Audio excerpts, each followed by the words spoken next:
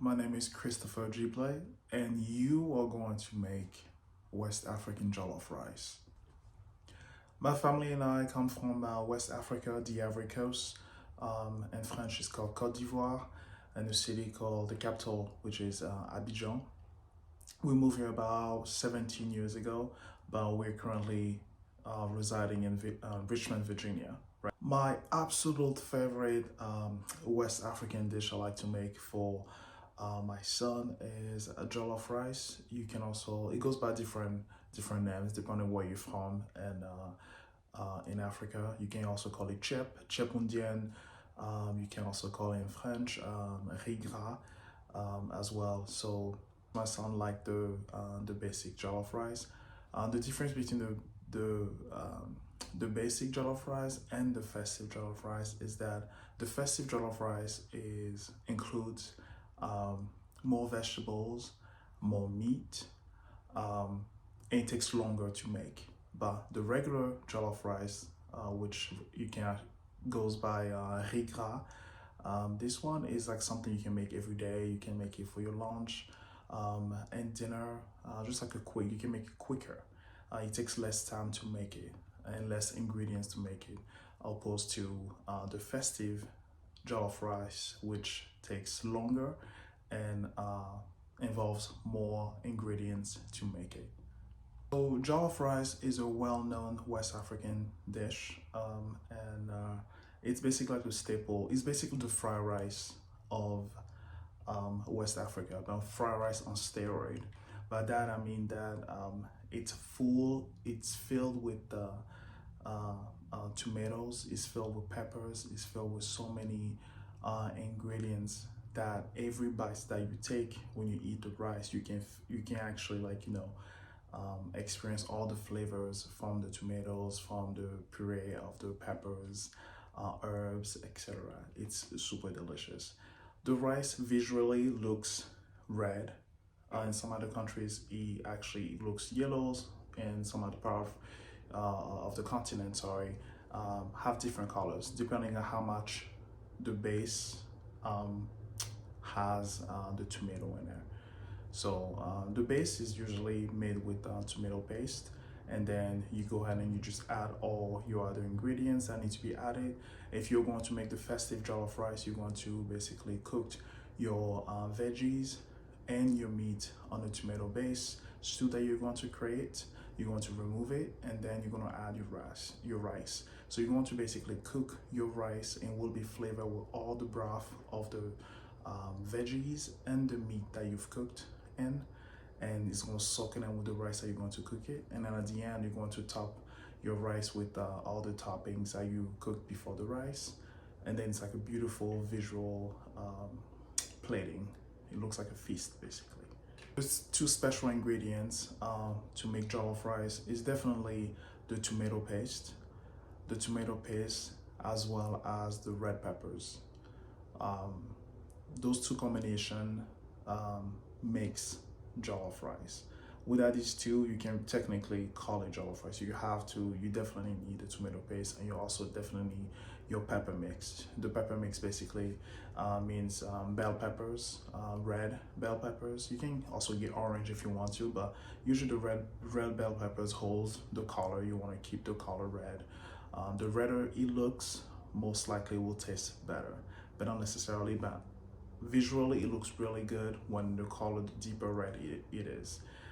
So it's a combination of the tomato paste, the bell peppers, mixed with other ingredients and seasoning, blended, and then to make the rice. I like making this dish because this dish reminds me of home. While making the dish, the aroma, the smell, as well as just the ambience remind me of home, so I like making it.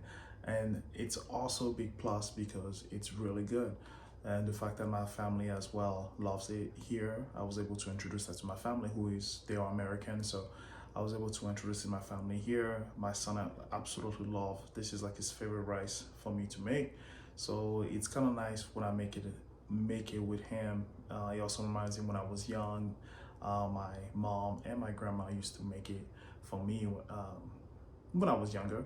So it kind of like take me back a little bit of like, the memory of cooking in the kitchen with my mom and my grandma, the smell, the aroma. I just love everything about it. And like I said, it is really, really, really good. Most West African individuals knows jollof rice.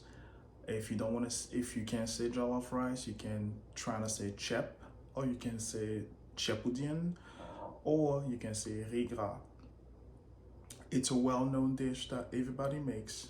It's a dish that um, actually unites people. By that I mean it's a dish that you actually sit with your family, you enjoy, you making it festive.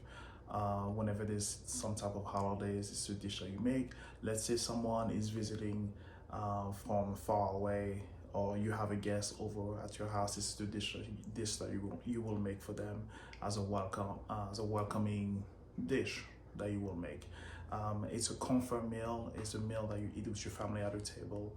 And I grew up with my family when, whenever we had any kind of events, such as weddings, such as birthdays, such as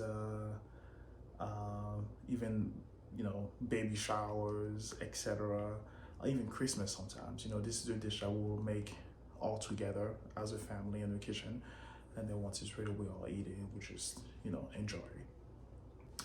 Honestly, this dish reminds me of my mother and my grandmother, who are no longer here, um, because I remember since I was a child, one of the best memories that I had was them prepping for jollof rice. So, you know, we will have, our family gatherings at our house, and then my mom, my grandmother, and my aunts, they will spend practically the whole day prepping the vegetables, washing the vegetables, seasoning the meat. Um, it was almost like just seeing them laughing all together. They will just like, be on a patio and, cut the onions and cut the tomatoes and all the spices to get it ready. So prep all the ingredients to make the jollof rice. Um, I just I just love that memory. That's like one memory that every time I think of Chep Jollof Rice, that's the first memory that comes to my head. Just how all of them just to be the laughs, the jokes while prepping the food, and all the kids running around, my cousins and stuff, just running around and just just having a good time, like a big family cookout. Yeah. The person who taught me this dish is my grandmother. My mother was adopted by a Senegalese family, and they lived in the Ivory Coast. My mother was born in the Ivory Coast, but she was adopted by a Senegalese family. So I grew up in a Senegalese household and the Ivory Coast. So my culture was Ivorian culture, as well as my bonus family, Senegalese family. So Senegalese people are known for making the absolute best jollof rice. Um, so I was able to learn from the best, my grandmother and my mom. Um, and from there, I just basically started making my own version of it, as when I came to the US, because we don't have all the ingredients that we actually use for the actual jollof rice. So you have to adapt to whatever ingredients you can find on your local market here to make the actual dish. I just vividly remember how my mom and grandmother used to tell me to make sure I wash my vegetables all the time. You always have to wash your vegetables before using them. And you always, always, always, no matter what, you have to wash your rice. You have to make sure your rice is not mucky.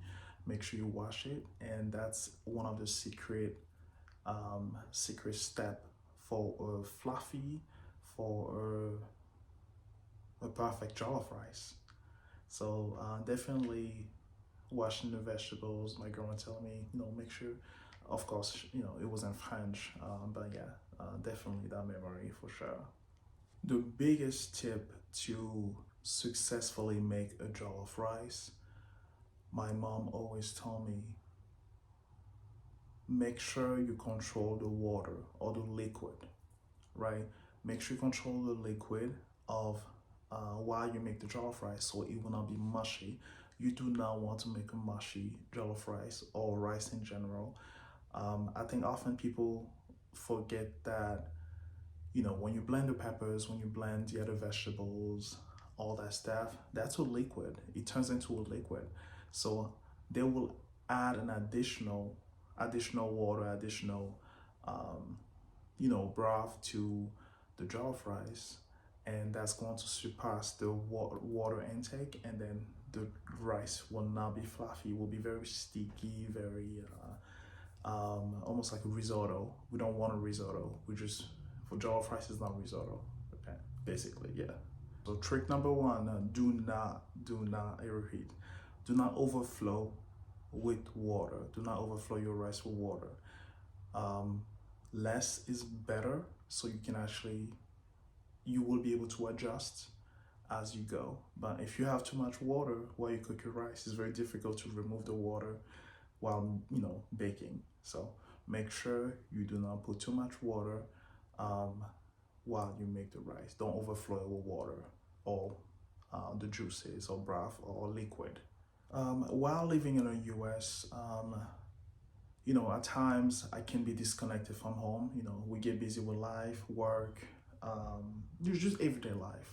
I think that cooking for me just helped me remind me of my heritage. It helped me remind me of where I come from, and it just makes me happy.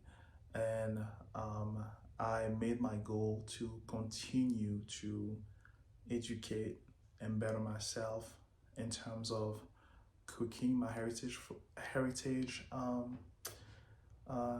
food, so that I can still feel connected, even though I'm miles away from home.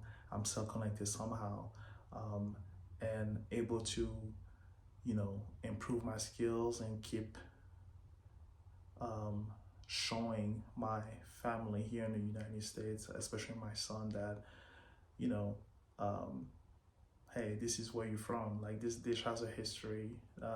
It's like a conversational conversation starter, if I can say. So I will continue to do that, and I think heritage is everything for me. So whenever we get a chance, we go back home, and the first thing I do when I go back home, the first thing I do, my family already knows back home. The first thing I do, I need my chip. Give me my jollof rice, and nobody say anything to me. Let me finish eating this before you talk to me about anything. So, but yeah. So making a jollof rice, it may seem like it's a lot of ingredients, a lot of steps to make, but it's actually quite easy to make, and it's perfect to make this dish with your family, especially if you have little ones, because you can actually assign them a few tasks to assist you to make the jollof rice. The mini task, from washing the vegetables, right? From teaching them how to actually cut the vegetables, teaching them how to wash the rice, teaching them the step of blending. It's like a very active dish to, especially when you have a little one next to you. My son loved this rice because not only that it's super tasty, but it also includes vegetables. And vegetables is a big thing. It's very good for your health. So the fact that a lot of vegetables is included in this dish, it makes me want to make it even more, because it's like, oh, there's vegetables in there. Like, I like it. So, and he also like helping when I make this dish, and he also like, how do I say that? Blending. So his favorite part of the whole process, it's blending the peppers. Just clicking on the machine and to blend the peppers. He likes seeing like all the other fruits, all the other vegetables, just like blending it together. He thinks it's very amusing. So, but he definitely like this. This is his absolute best favorite recipe and favorite dish to enjoy. And also, I like making this dish for him because, like I said, like, he involves a lot of vegetables, and he likes the way the vegetables are seasoned when making the jollof rice. So that's always a plus for your little ones to like vegetables. I am 100% certain that you and your kid will enjoy making this dish because not only that it's easy to make, but it's very, very delicious. And it's such a family bonding meal. So it's gonna be perfect. Seeing your little ones helping you around like a little, becoming your little sous chef, to make sure this dish all come together. Fun fact about this dish. So the festive jollof rice includes a lot of veggies, right? Not everybody like all the veggies that goes in the jollof rice. For example, you can use yams, sweet potatoes, cabbage. You can use aubergine, eggplant, carrot, anything that you want. So you don't have to use all of them. You just pick your favorite vegetables that you want to use or your favorite vegetable that your kid like. You can actually include in that. So because of the versatile base of the jollof rice and the flavors, any vegetables can actually pair with the jollof rice. So let's say your kid or yourself like zucchini, you can actually use zucchini instead of a cabbage.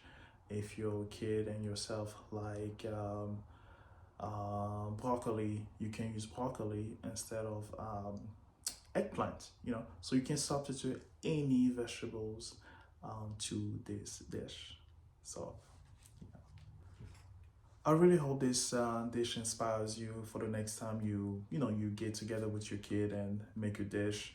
And I hope that you actually love this dish as much as myself and my son loves it, and my family basically loves it as well.